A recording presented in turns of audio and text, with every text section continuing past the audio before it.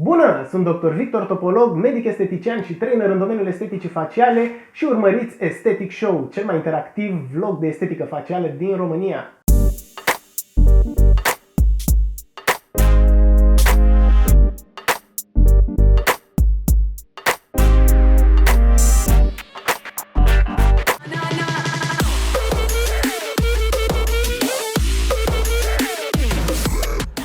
Pentru astăzi m-am gândit să vă arăt cum decurge o procedură de mărire a buzelor, de la început până la sfârșit.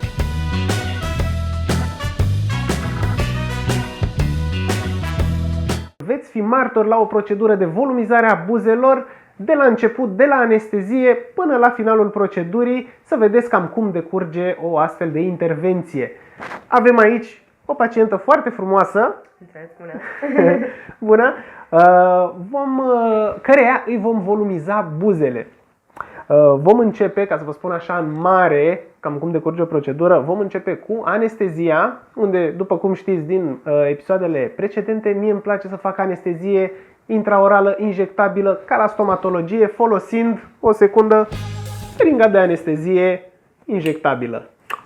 Apoi cu acid hialuronic, rețineți, acid hialuronic, nu botox, vom volumiza buzele și în ultima etapă vom face masajul buzelor, pentru că este o etapă foarte importantă a acestei proceduri. O să te dau cu un spray cu lidocaină. Este un anestezic local pe care îl voi aplica în zona mucoasei unde voi injecta ulterior anestezicul injectabil. În prima etapă folosim un anestezic local, un spray cu anestezie cu lidocaină.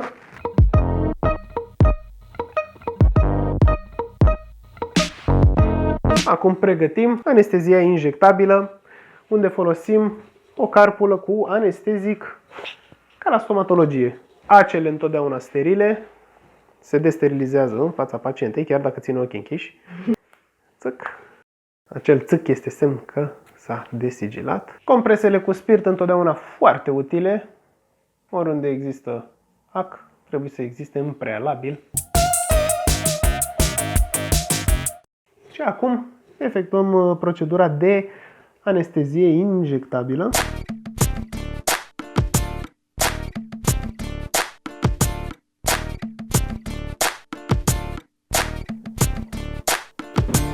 La buza de sus și acum la buza de jos.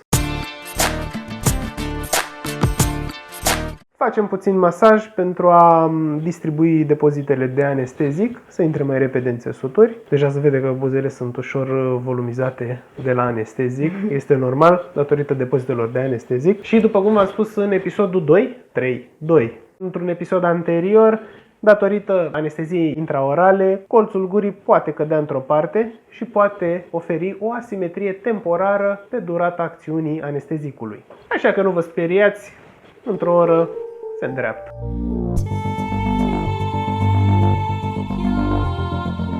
Iar acum ne vom apuca de volumizarea propriu-zisă.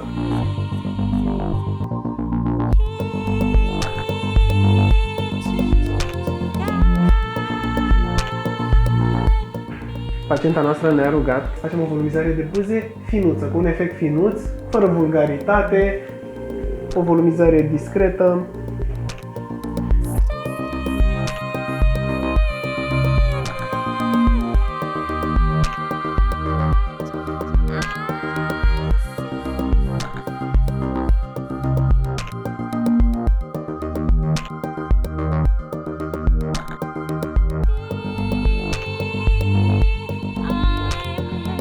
Dacă e să piște, să simte ceva, să simte o senzație adevărat, nu durere, o simplă senzație.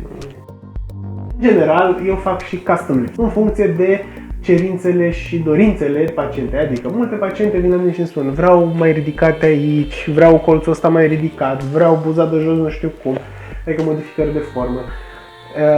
Lucru care discuția asta durează mult și ajunge o procedură la 20 de minute, jumătate de o oră, câteodată și o oră dacă sunt chestii mai complexe, dar în principiu la o pacientă care nu spune cum vreau eu, adică e la liber arbitru, e custom design după cum vreau eu, merge repede treaba. Bun, aici simți? Aici simți? Aici simți?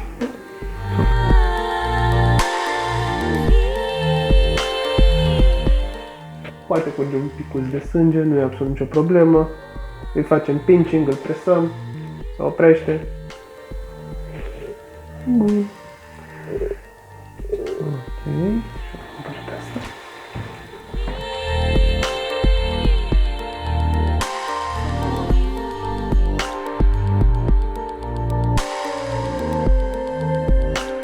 Nu doar pacienta de față, cam toată lumea are o asimetrie la buze. Noi suntem asimetrici de felul nostru oricum, pentru că dacă am fi simetrici, n-ar fi ok.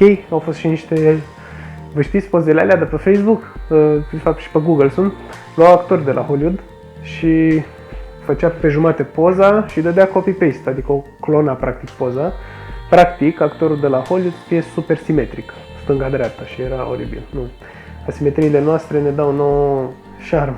La buze nu e cazul, dacă avem niște buze simetrice arată foarte bine, dar noi avem buzele asimetrice, avem mici asimetrii.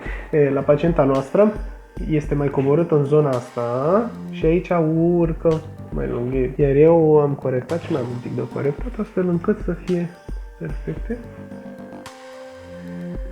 Vezi? Devine așa și aici blup. E un efect discret, finuț, așa cum și-a dorit pacienta, fără vulgaritate. Acum urmează etapa de masaj. Masajul este un element foarte important, o etapă foarte importantă din procedura de mărire a buzelor. De ce? Pentru că prin masaj distribuim mai bine acidul hialuronic, îl aranjăm, îl așezăm, practic îl ajutăm să se integreze mai bine și pentru a obține un efect mai frumos, mai natural. Buzele acum oricum par cam umflate, acum buzele ei par ca și cum ar fi o ulterioară injectare.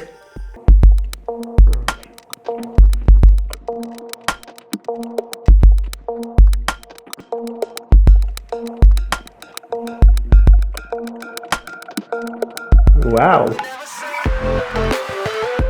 Masajul este un element foarte important într-o procedură de volumizare a buzelor. Este o etapă foarte importantă pentru că prin masaj se distribuie mai bine acidul, aranjează acidul, îl distribuie mai bine și îl ajută la o mai bună integrare în țesuturi. Plus de asta dă și un efect foarte natural, după cum vedeți la pacienta noastră.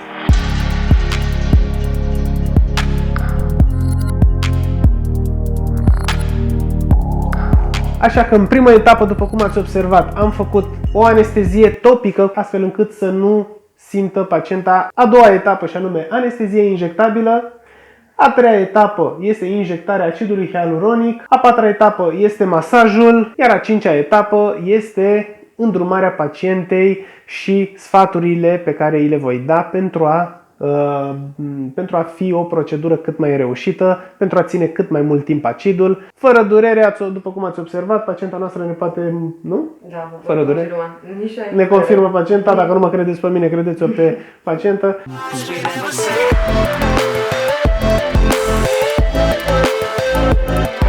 Absolut genial, nu vine să cred. Îmi pare rău că nu pot să zâmbesc pentru că sunt încă anesteziată, dar nu trebuia să știi că e circ, e bucurie mare. Doamne, sunt super, nu vine să cred. Cam atât pentru astăzi. Ați observat cum decurge o procedură de mărire a buzelor. Sper că v-am răspuns la cât mai multe din întrebări. Ne revedem data viitoare. Nu uitați să dați comenturi, share-uri, să ne adresați întrebări pe peste tot pe Facebook, pe Instagram, pe YouTube, peste tot pe unde ne găsiți și ne revedem la următorul episod. V-am pupat! Pa!